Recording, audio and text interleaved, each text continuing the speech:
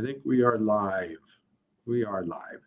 Hi, folks. This is Eric Mishi, Executive Director of SAVE, Suicide Awareness Voices of Education, and I am delighted to be here today with Bob Gebbia, who is the CEO of the American Foundation for Suicide Prevention. Good morning, Bob. Good morning. Great to be with you. Good to be with you here. We're on the Central Coast. You're on the East Coast, and I shouldn't say Central Coast. I don't really have a coast of anything here. It's a great opportunity here for folks to learn a little bit more about the work that you do in the organization that is the AFSP. SAVE has a long-standing relationship with your organization, both in terms of the work that you've done through the years, but also as a member of the National Council for Suicide Prevention. Yes. But maybe start with Bob, just a little bit about your background, and then Sure. love to hear a little bit about what is the AFSP and what does it do? Well, that's great. And again, we really value our relationship with SAVE throughout the years and have worked closely in different ways and see that continuing into the future. So I appreciate, the collegial relationship that we have. Well, my background, I got into this about 2 decades ago. And I had a background in nonprofit management, fundraising, strategic planning, organizational development. And I knew a little bit about mental health and suicide prevention when I worked for United Way, for instance, because we funded a lot of those programs.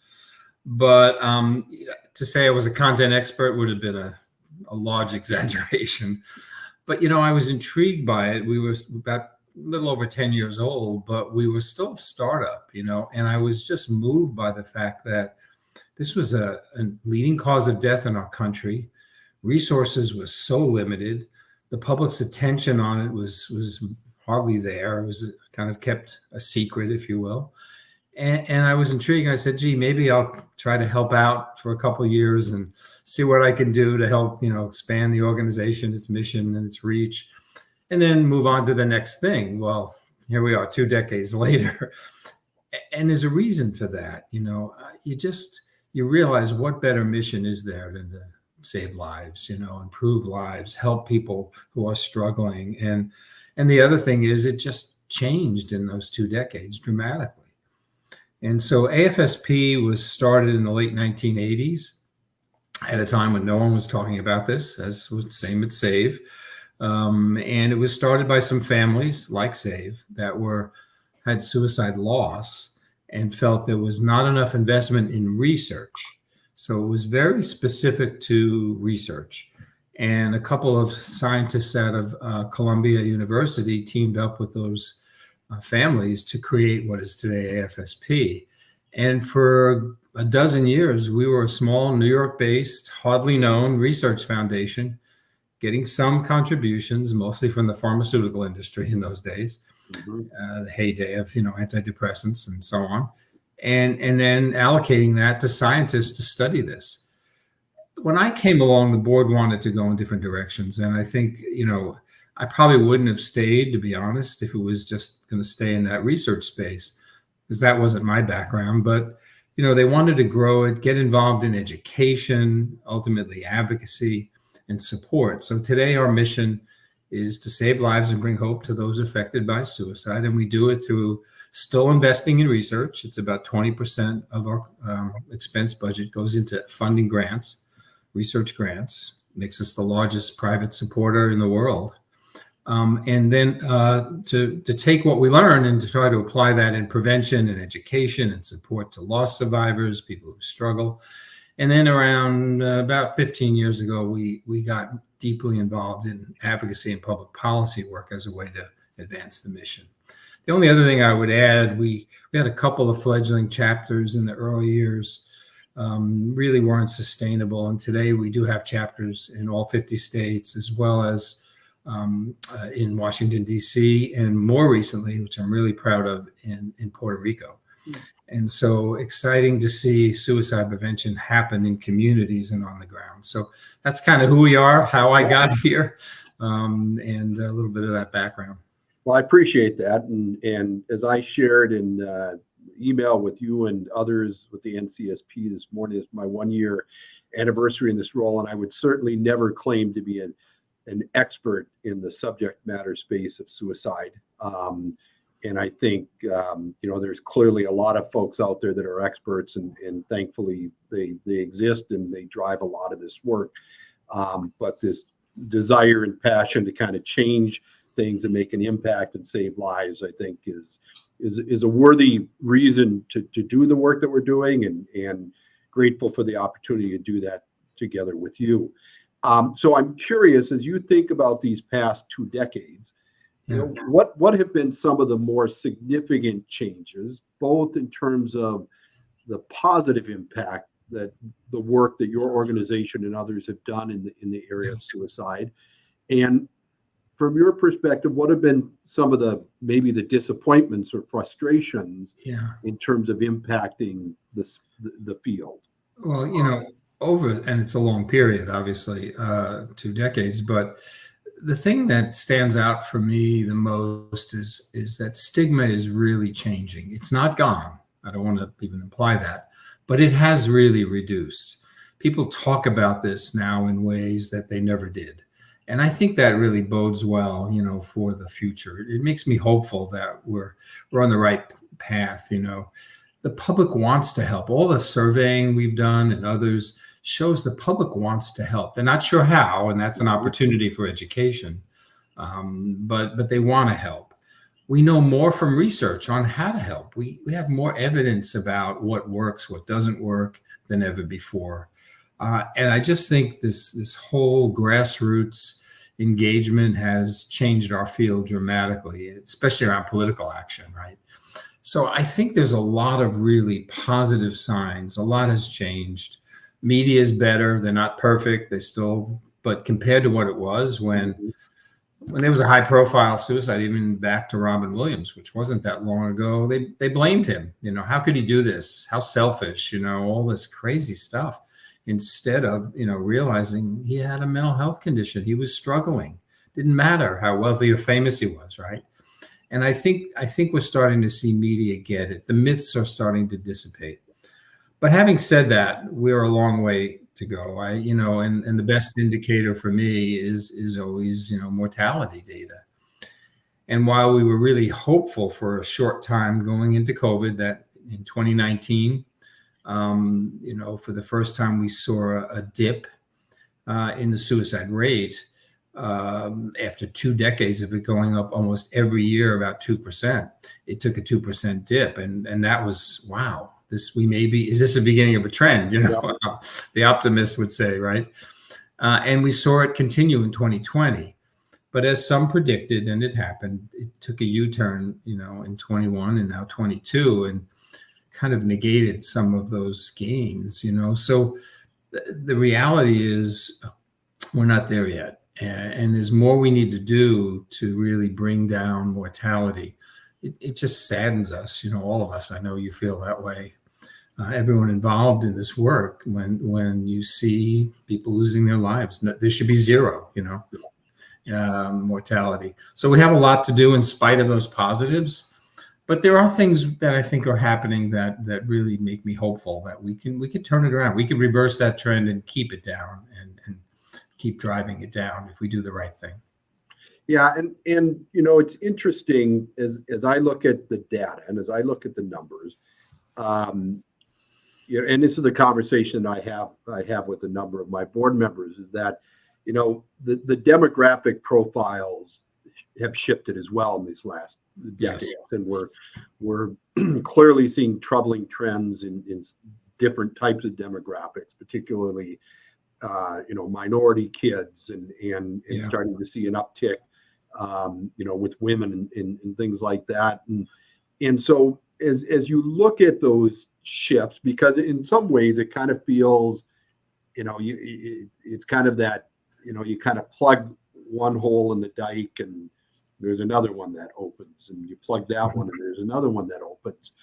And so in terms of the work that AFSP does in specifically in funding research, where does that kind of investment help in identifying, dealing with those changes, if at all, with some of those demographics that we see? Yeah. Well, first, let me just say I couldn't agree more. I think one of the things as a field we have to be focused on is, where are the high risk populations, who's underserved, and that could be on the basis of race, as we know, with, as you mentioned, Black and brown youth. It's very alarming to see those trends. LGBTQ youth as well.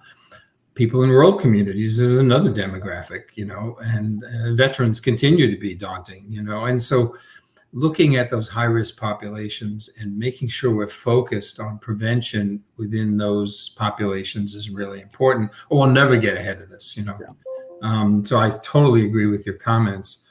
On the research questions, it's an interesting one, because about 3 years ago, maybe 4, we really made some shifts in our research priorities. So as we contact the research community, we say, this is what we're interested in funding. And it took a few years, but as a real example, in our funding last year of research, 1/3 of all of our studies was studying those underrepresented and underserved populations, and including researchers from those communities.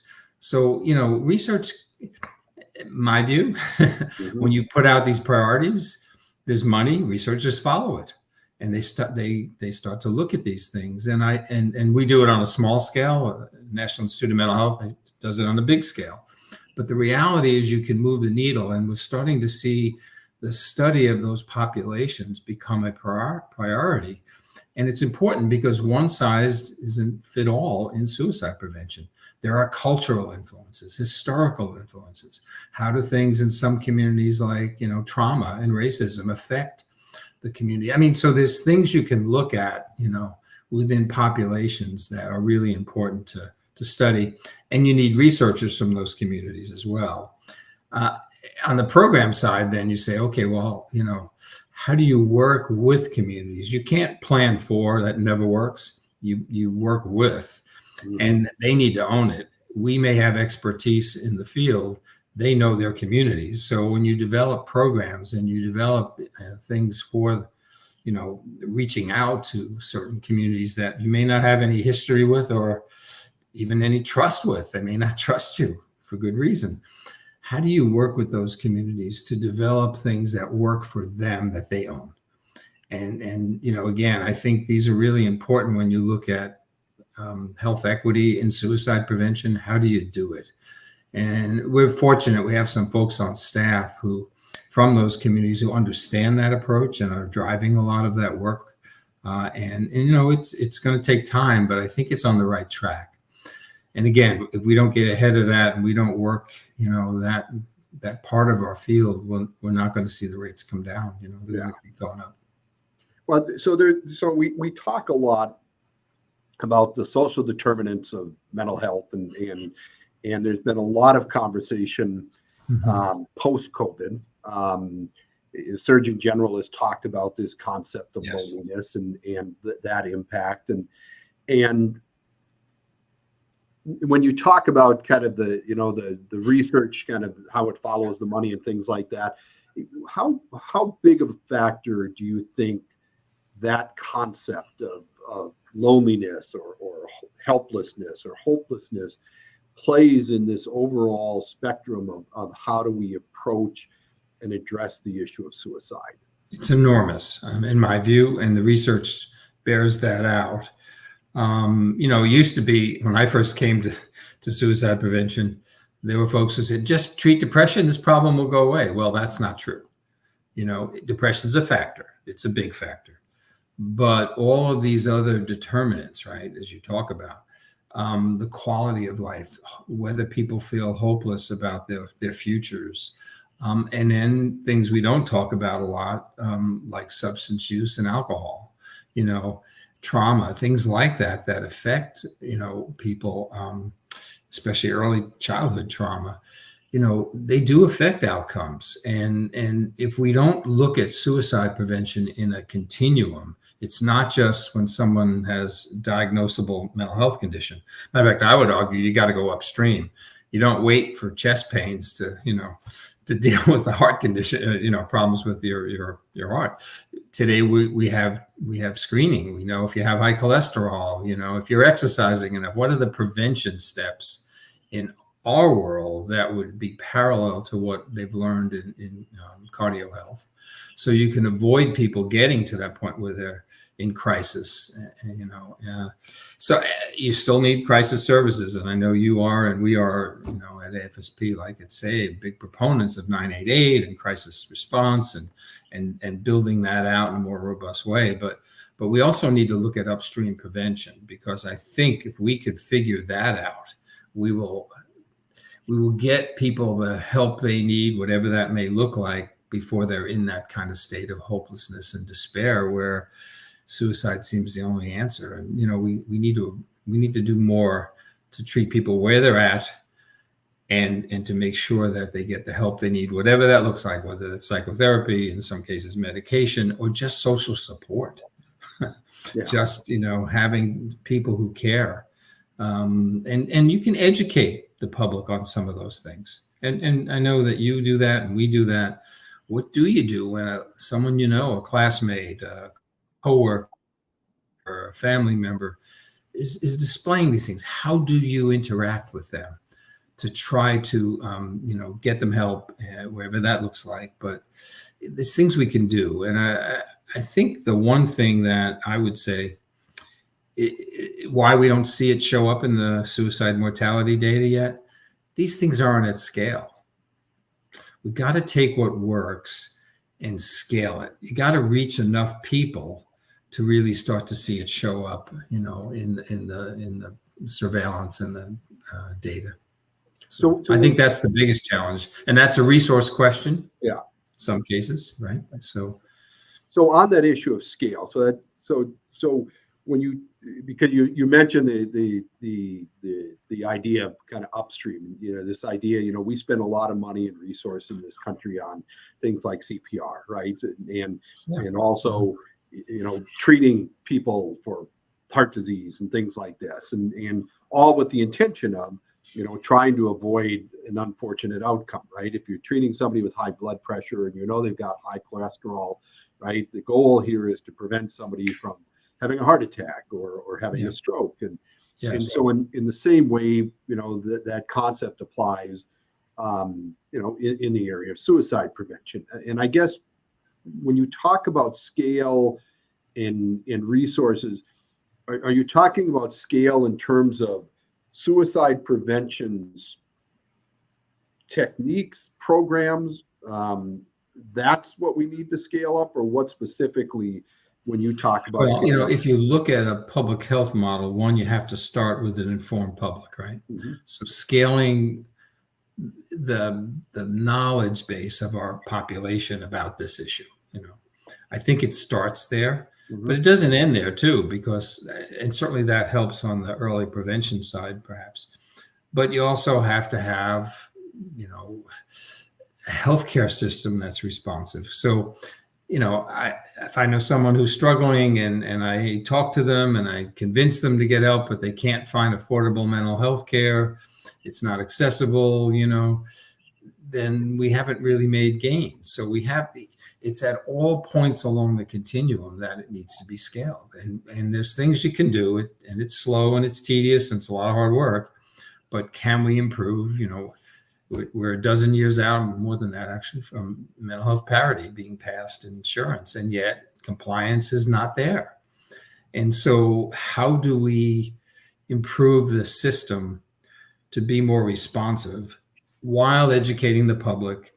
And a lot of that is in the education and prevention programs and training people, and whether that's, just general or very specific gatekeepers who are in positions, people at the workplace. There's more interest than ever in that. Certainly in our school systems, there's more interest than ever than that. And in communities and with community groups and organizations. So I think there's a lot of pieces to that scaling, but it should be based on some evidence.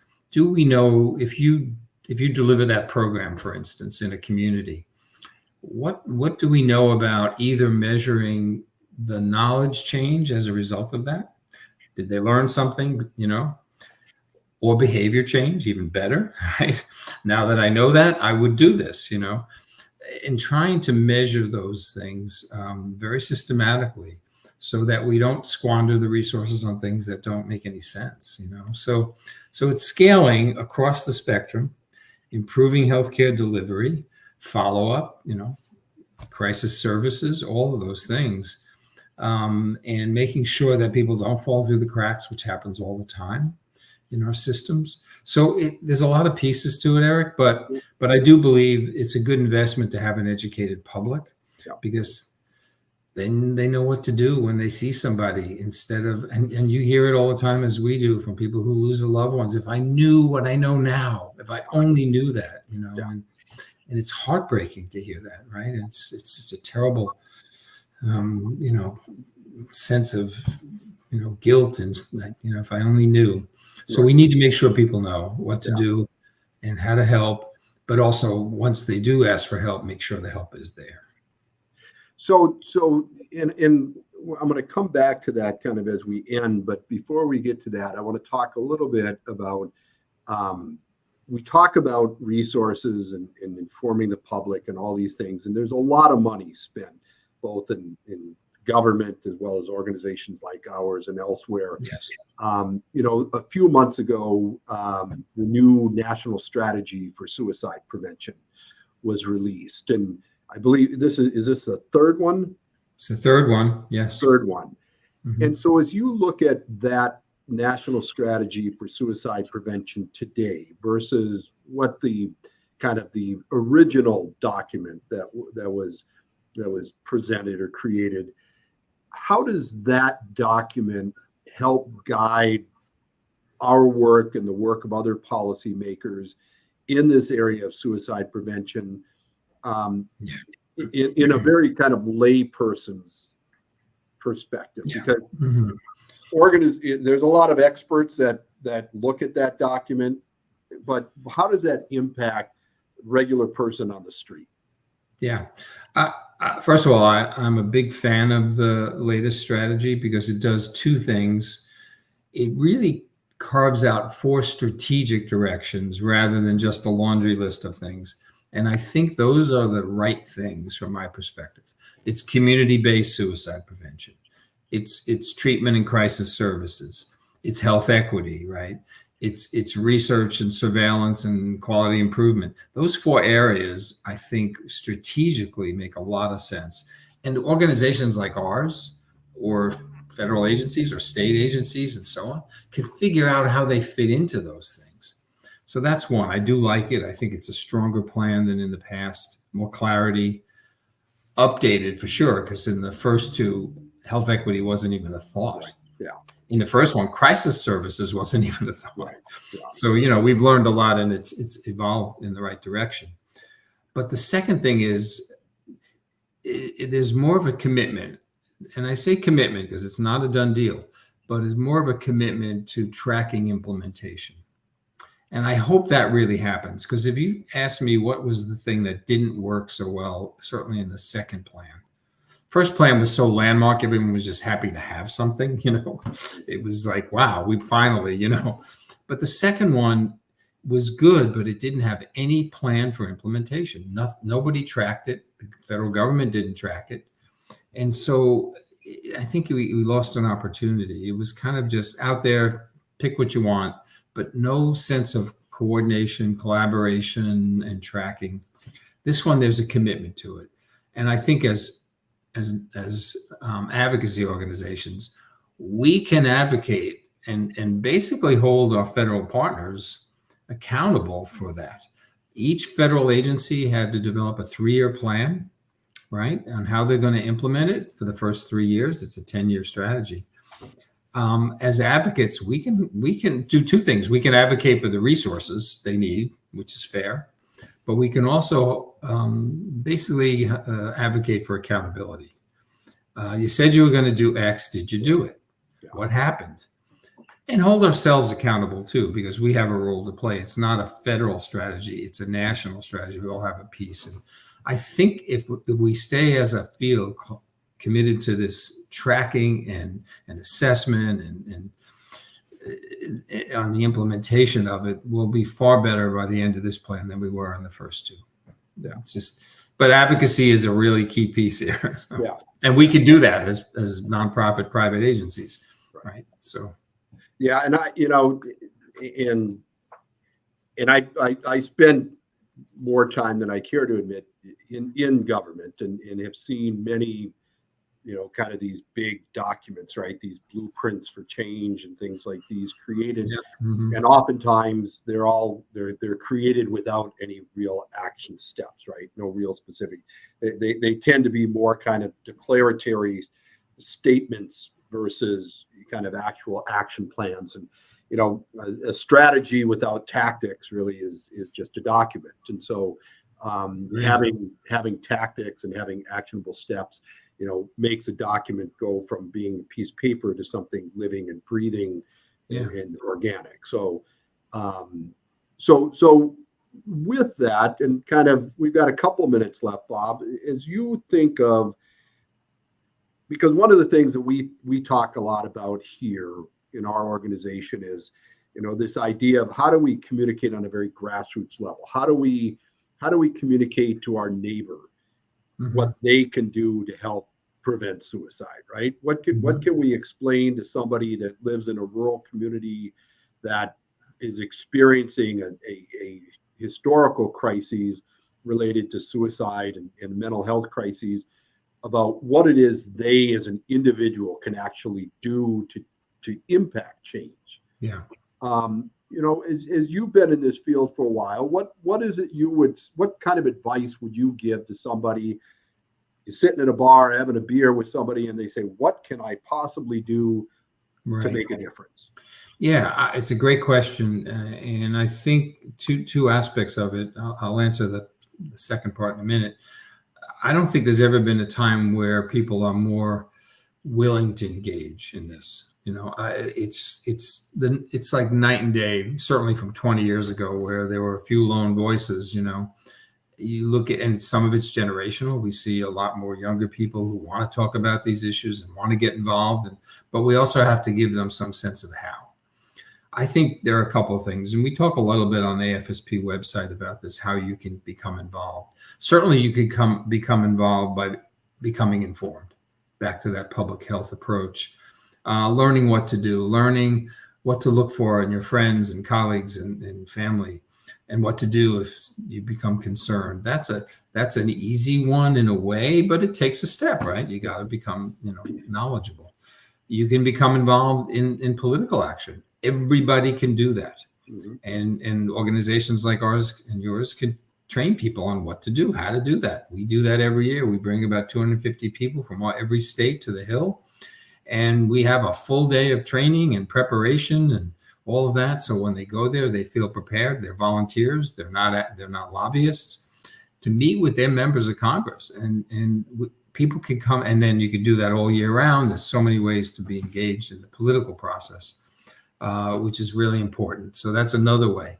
I mean, we specifically tell people you can walk, raise awareness out there, get involved in a walk. We have the Out of the Darkness walks. I know you guys have events. Those are other ways, and they raise money too, which helps to support the cause. So there's lots of different ways, from advocacy to education to getting involved in your community, and in some cases to be trained to deliver programs. For some, that's not necessarily people. Not everybody can do that, has the time, but for those that can, that's another way to really be even more engaged. So there's lots of things the average person, to your point, can do. You don't have to be a psychiatrist, or in fact, it's better not to be, in my view. They have their role. I'm not knocking the field, but I think it's really people in the community that, and if you look at any major public health issue, it's only when you had vast numbers of people get involved in the political process and in the education part that things really changed. Well said. And this was a half hour well spent, Bob. Thank you for the work that you do and the work that AFSP does. Thank you for spending some of your time here with us today, sharing with people about the work you're doing. If people want to learn more about your organization, go to afsp.org. Look forward to continuing to collaborate and partner with you. And again, thank you for all your great work. Well, thank you. And it's, again, great to be a collaborator, a partner, and Save's a great friend. And I look forward to continue to work together. Fabulous. Thank Bob, you. have Thanks a great for having day. me. Thank you. Okay. Bye-bye.